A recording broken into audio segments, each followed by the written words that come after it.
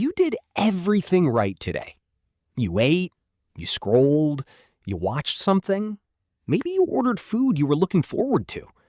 Maybe you finished work early. Maybe you finally got that thing you wanted. And yet, nothing. Not emptiness exactly. Not sadness. Just flat. Like someone turned the volume down on your entire life and forgot to turn it back up. You're not broken. You're not depressed. You're just not feeling it. And the worst part? You can't even remember the last time you genuinely looked forward to something.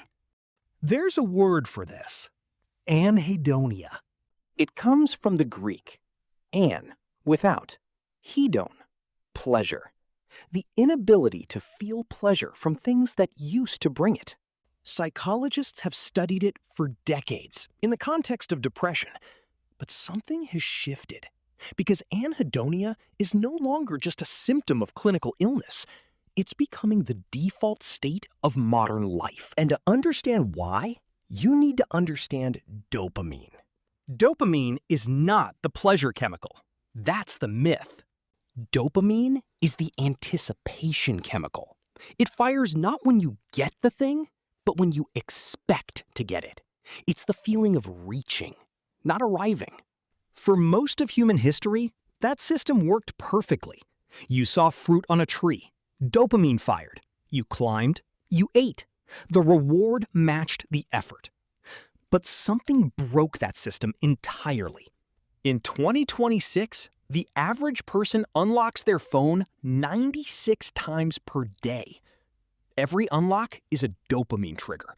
Every notification, every scroll, every like, every new video that autoplays before you even decided to watch it.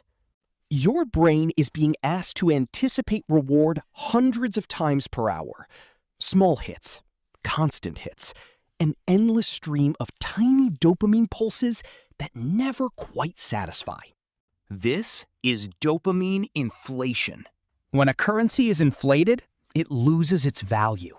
A dollar that once bought a meal now buys nothing. The number gets bigger, but the purchasing power collapses. When dopamine fires constantly over small, cheap rewards, a meme, a notification, a 15-second video, the baseline rises. The threshold for what counts as pleasurable gets higher and higher. And suddenly, the things that used to matter, a real conversation, a long meal, a book, a walk, a Sunday morning, don't register anymore. Not because they're less beautiful, because your brain has been recalibrated to expect more stimulation than they can provide. Here's what nobody tells you. This recalibration doesn't feel like damage. It feels normal. It feels like growing up, like becoming harder to impress, like sophistication. You think you've simply outgrown things, that you're too smart for easy pleasures now, that boredom is a sign of intelligence. But it's not sophistication, it's tolerance. The same tolerance a gambler builds, the same tolerance an addict builds, not to a substance, but to stimulation itself. And the cruel irony is this: the more you feed it, the hungrier it gets. Every time you reach for your phone because you're bored, the threshold rises.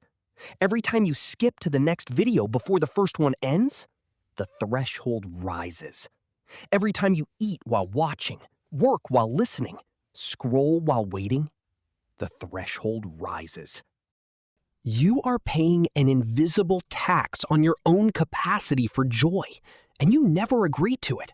And most people never even notice it's happening.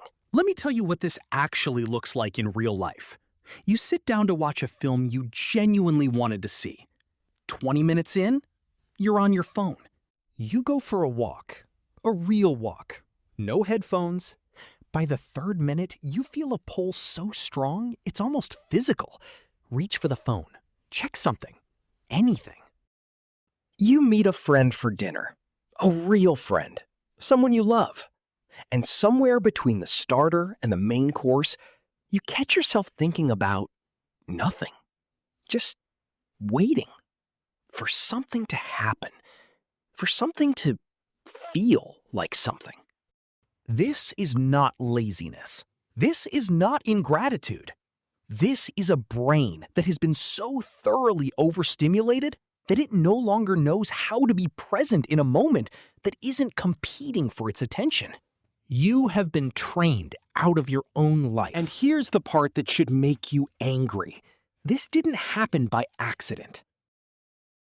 There are rooms full of engineers whose entire job is to make sure you keep scrolling, whose performance is measured not by how much value they created for you, but by how many minutes they extracted from you.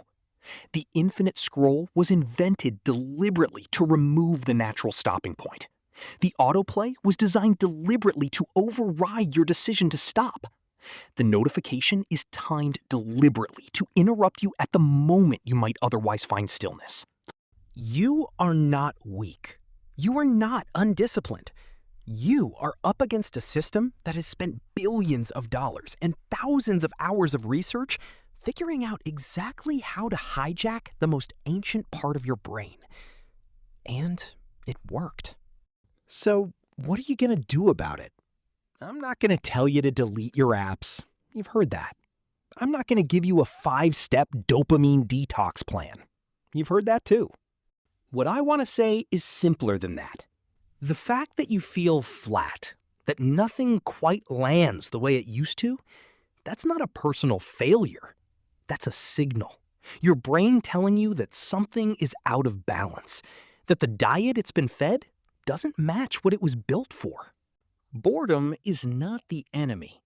Boredom is the gap between stimulation and reality. And in that gap, if you can sit in it long enough without reaching for something to fill it, something else starts to grow. Presence, patience, the quiet ability to be somewhere without needing it to be more than it is. The capacity for joy doesn't disappear. It gets buried under noise, under speed, under the constant demand to feel something faster and bigger and better. But it's still there. You just have to stop feeding the thing that's covering it. The richest pleasures are the simplest ones. We forgot that. Not because we're foolish, because we were never given the chance to remember. This is lucid. We look at the things nobody wants to look at, because seeing clearly is the first step to anything. Until next time, stay lucid.